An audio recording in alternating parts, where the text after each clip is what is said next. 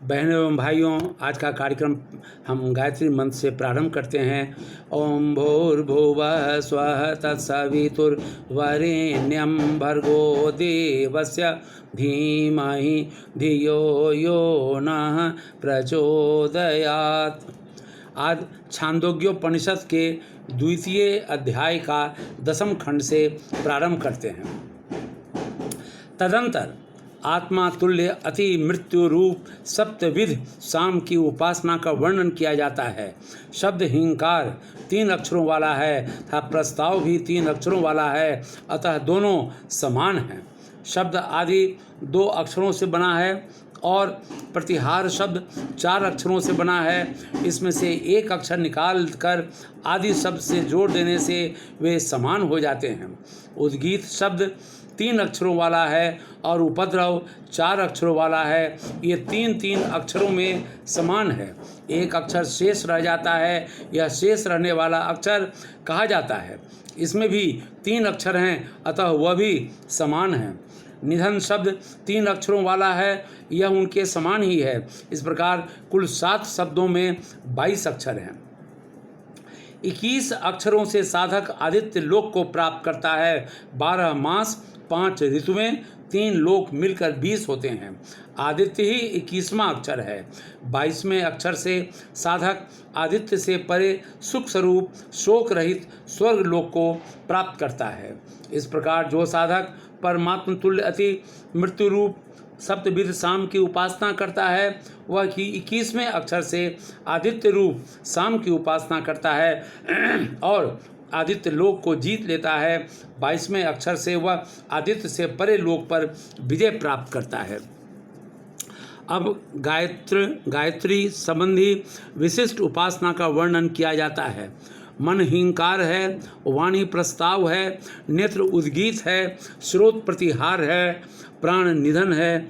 यह गायत्र सम प्राणों में प्रतिष्ठित है। जो साधक इस प्रकार गायत्र साम को प्राणों में अधिष्ठित हुआ जानता है, वह प्राणवान होता है, पूर्ण आयु को भोगता है और तेजस्वी जीवन जीता है। वह प्रजाओं तथा पशुओं से समृद्ध होता है, महान यशस्वी होता है, वह महामना बने ऐसा उसका व्रत होता है। अर्थात गायत्र उपासक को महामना उदार चित्त होना चाहिए।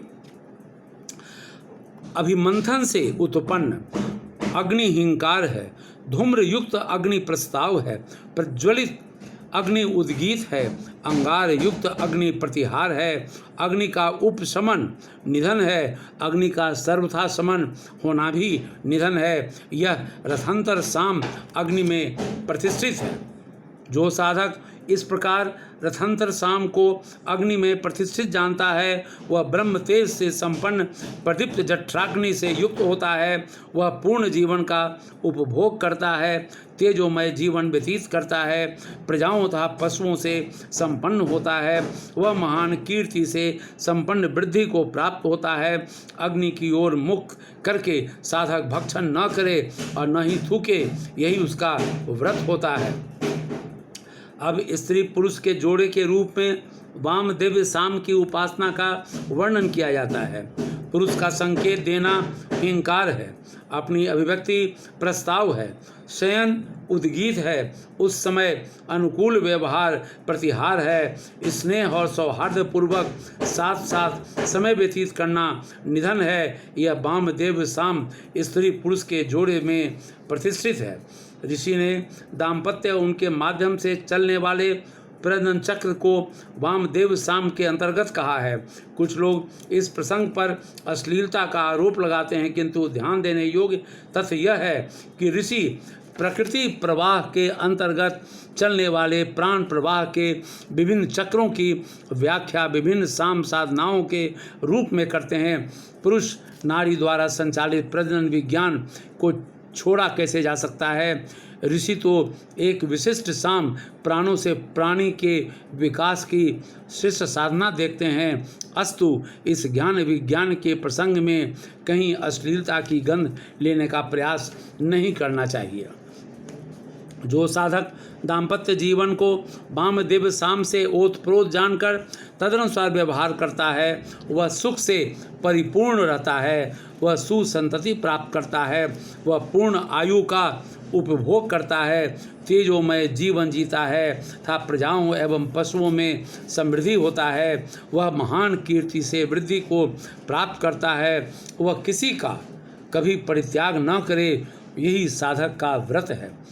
उदीयमान सूर्य हिंकार है, उदित हुआ सूर्य प्रस्ताव है, मध्याह्न कालिक सूर्य उद्गीत है, अपराह्न कालिक सूर्य प्रतिहार है और अस्त होने वाला सूर्य निधन है। यह बृहत शाम सूर्य में अधिष्ठित है। जो साधक इस प्रकार बृहत शाम को सूर्य में स्थित जानता है, वे तेजस्वी और प्रदीप्त जठराग्नि से संपन्न होता है, वह पूर्ण आयु का उपभोग करता है, तेजोमय जीवन व्यतीत करता है, वह सुसंतति और पशुओं से समृद्ध होता है, वह महान कीर्ति से वृद्धि को प्राप्त करता है, वह प्रखर सूर्य की कभी निंदा न करे, यही साधक का व्रत है।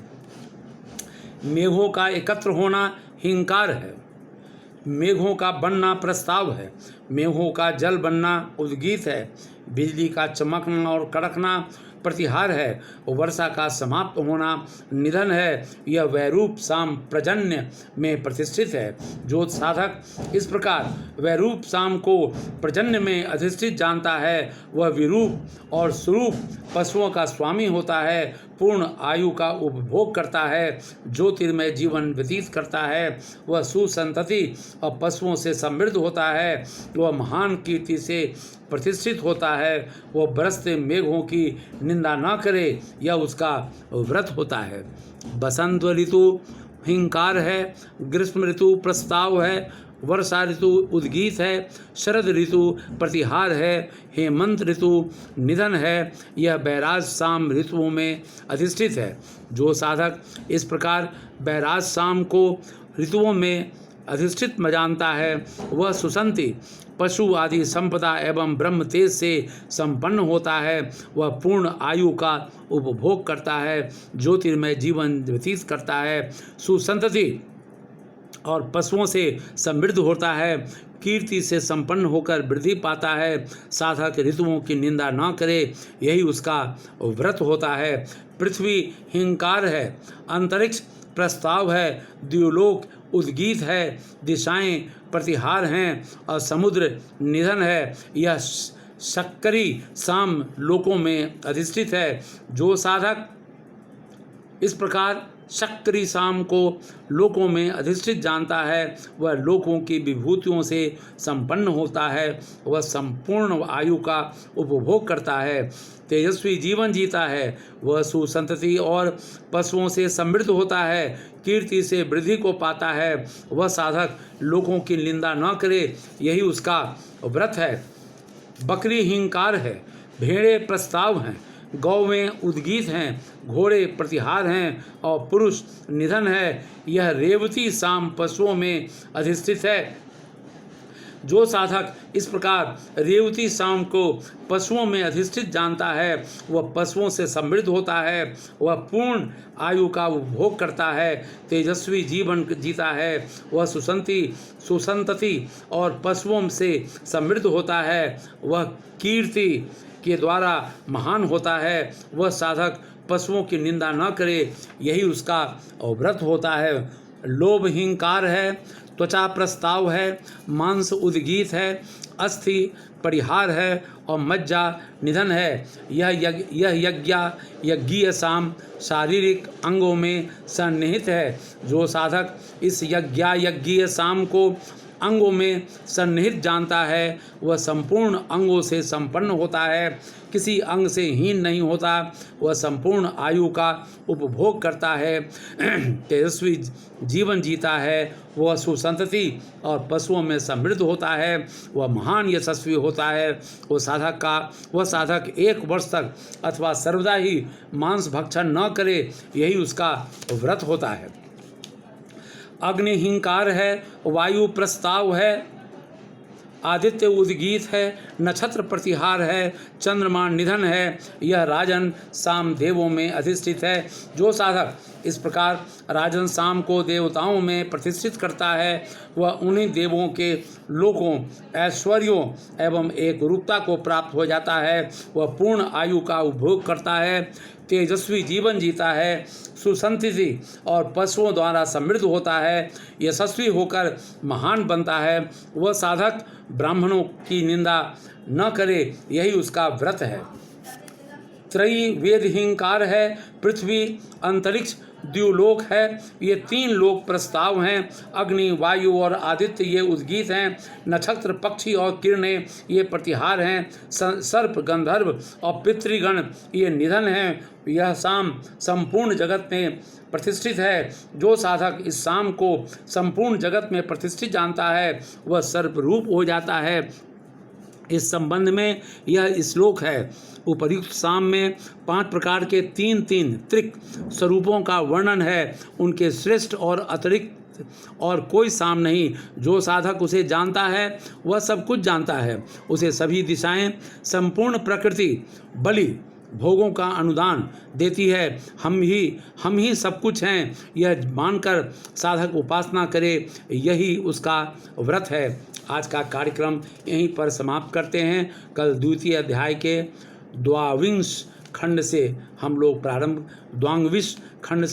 प्रारंभ करेंगे। ओम शांति शांति शांति।